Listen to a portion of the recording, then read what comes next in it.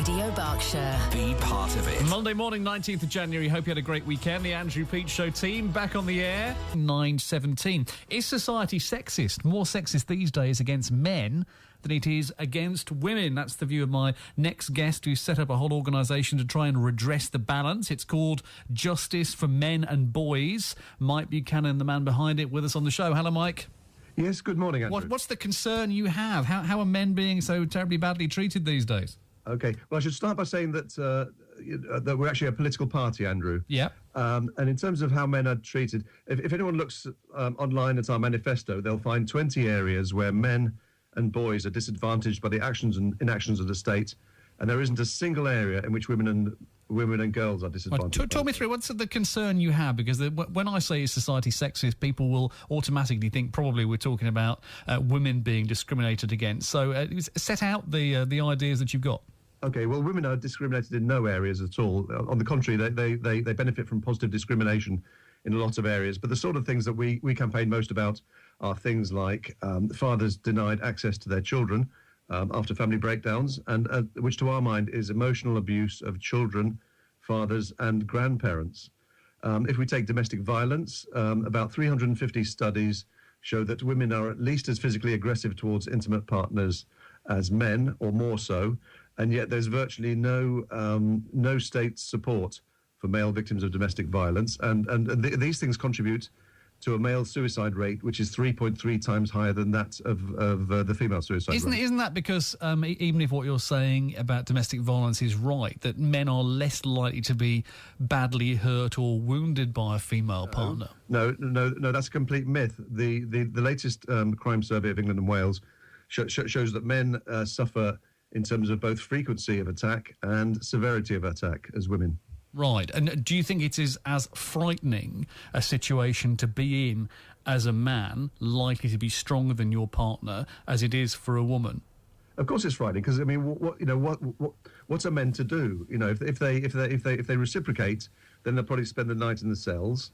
And we have cases on our website of men who were attacked by their. In the case of Ian McNichol, was attacked by a partner with a hammer.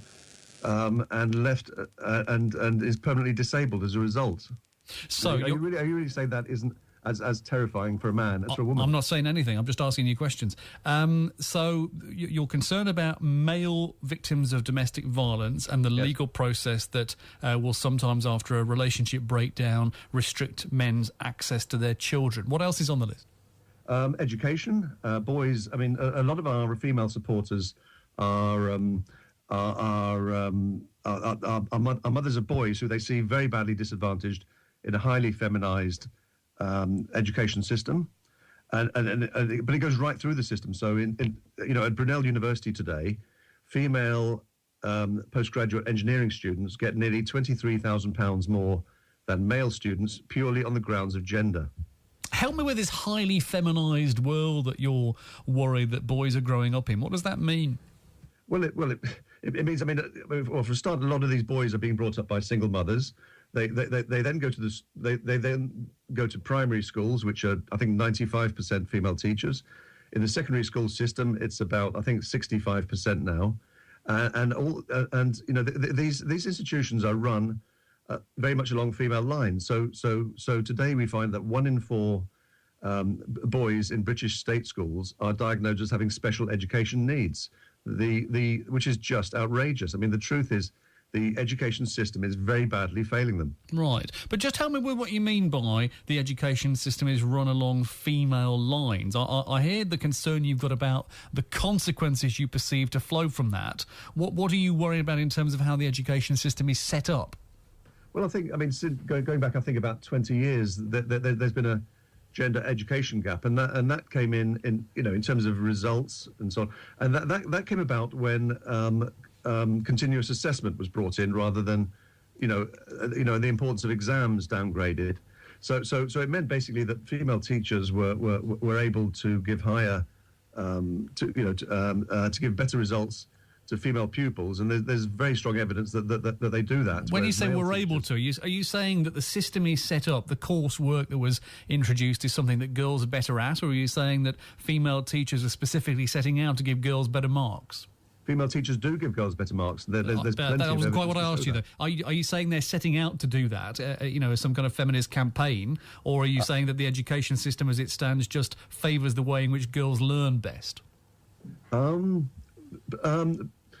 both, to be honest. But there is it's well known that there's an in-group bias in women which men don't have, despite claims to the contrary, and women will favour.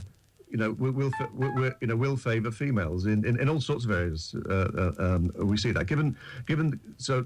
Let's take it in employment. Women show a strong preference for recruiting and promoting women at the expense of men. So tell me more about this inbuilt bias that women have for other women that men don't have for other men. Well, I'm not. I mean, it's something that's been reported in plenty of studies. You must know about it. You've set up a whole political party off the back of it. So tell me about what you think that is. Well, I set up a political party because there are 20 areas where men are disadvantaged. I really cannot. I mean, there must be thousands of studies underpinning our work, Andrew. I really cannot pin down every study at the drop of a hat. Oh, I was only asking you to justify something you just said on the radio, which is you said women have an inbuilt bias towards other women, where men don't do that towards other men. I'm not particularly arguing with you. I'm just asking you to justify what you just said. What makes you think that? What makes you believe it? Okay. Well, I mean, if anyone wants to read a book that covers this subject quite well, it's called The Woman Racket by Steve Moxon. Right, and you've read that. Sorry? You've read that, I presume. Yes. So make the argument to us then. Well, you asked me to point to studies, Andrew, and I'm saying that the studies are in that book. Right. But you can't make the argument for the thing you just said. I can't name the particular studies because there are thousands of studies underpinning our work. What is the worry you have about the impact of all of these concerns on men growing up? What is our concern? I mean, our concern is basically that men and boys are very badly disadvantaged, as I say, in 20 areas. To advantage women and girls. So, I mean, if you care for men as human beings at all, you should care that, that half of society is being very badly disadvantaged. And you've set up a political party. Is this part of the, the general election coming up this year? Is that the point of talking about this now? Yes. Well, we're standing in 3 seats in near Nottingham. And I'll personally be challenging Gloria De Piero, who's the Shadow Minister for Women and Equality. It's one of the most absurd job titles in existence. And do you think you're going to win? No, I don't think I'm going to win. But genuinely, though, because you would think if you can't win, then why bother standing? Well, to raise awareness, and that's exactly what this program's about, Andrew. That people do not understand at the moment that how badly men and boys are disadvantaged. So like all candidates, we're in it to win it. But it's a long haul. It's a long haul, and people are understanding that increasingly understanding that men are disadvantaged, and the male to female suicide rate differential has nearly doubled in 30 years, and that stuff doesn't come out of a clear blue sky. Mike, really interesting to talk to you. Thank you for coming on the show. Thank you, Andrew. That's Mike Buchanan. Get some reaction from you to what you've heard from Mike this morning. Society is terribly biased and sexist against men. Here's feminist writer B. Campbell. What do you make of what you've heard, B? Well, I've just got a book out called End of Equality, which is a review of where we're at in the world on the equality stakes, and he's wrong on everything. I would like to say, though, that there is something... I'm trying to be humane here. There is something interesting in the Mike Buchanan phenomenon.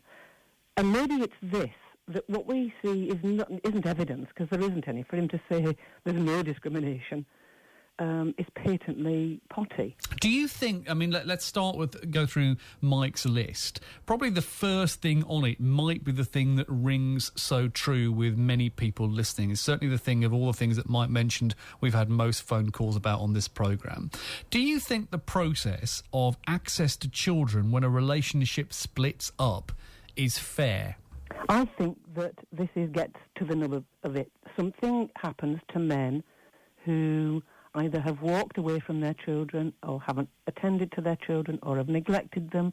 Suddenly a relationship collapses and their access to their children is constrained, and they go to war. Right. Do you know what? But it can also happen, surely, that men are in a relationship that falls apart through absolutely no fault of their own, and they still have restricted access to their children. Oh no, what feminists want is for fathers to be more than providers, to be parents, active parents and partners. And, the evidence doesn't back up his case. Right. His case is blinded by anger and resentment. Do you see my point, though, that sometimes a relationship can fall apart and it may be no fault of the man's in some cases, and still the usual outcome would be that mum gets to keep the kids and dad gets to see him every other weekend? Well, they can...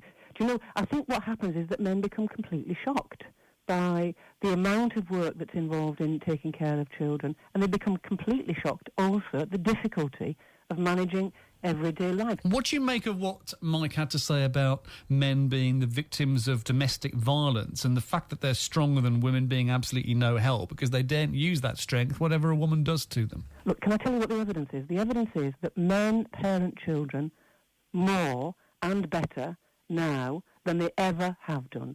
Women parent children more and better than they ever have done. Working women, full-time working women, do more actual childcare than they did in the golden age that no doubt he would like to return to in the 1950s. And so do men. Men's participation in childcare, in dedicated childcare, has increased, actually not much, but at the rate of a minute a day per year, consistently over the last 30 years. Has Mike got a point, just thinking about the whole schooling thing now? He's saying that a lot of young boys are growing up in a world where they only come into contact with women if they're living at home with mum, if they have a female teacher at school, and therefore they have no positive male role models. Well, they're surrounded by men, but I'd like to know what being in a world where they're taken care of by their mothers and by women who are teachers, I would like to know what's bad about that. I think where he's wrong on his statistics is that once the relative privilege accorded to boys ended in our education system, the one that produced a situation where 1%, 2%, 3% of lawyers were women, 1%, 2%, 3% of doctors were women. Once all those bans and prescriptions were removed, what was revealed was that girls were at least as good as boys. And some men are horrified by that. And what about, just finally, I suppose the perhaps the most striking thing that Mike said at all was that we live in a world where men are at all these disadvantages which he's listed, and that women are at no disadvantage in any area at all. What do you say to that? We only have to look at the evidence. Everybody knows that this is ridiculous. The thing that we learn from him is how angry and resentful some men are about everything. Didn't sound angry, to be fair, not in the way he presented himself on the air. Well, I'm afraid he does, really. The site of his resentment is a very familiar one. What happens when men get divorced and women... we don't know anything about his 2 divorces, and we don't know anything about why his 2 wives don't support his party, but we do know an awful lot about the shock that many men experience when suddenly a woman doesn't want them, they're furious, and suddenly they've got to take some responsibility for their kids other than just a wage package. OK, B, thank you very much indeed. Love to hear from you on this morning. Are you impressed by what you've heard from Mike, what you've heard from B, or by nothing you've heard in the last 10 minutes? My number's 0345 900 1041.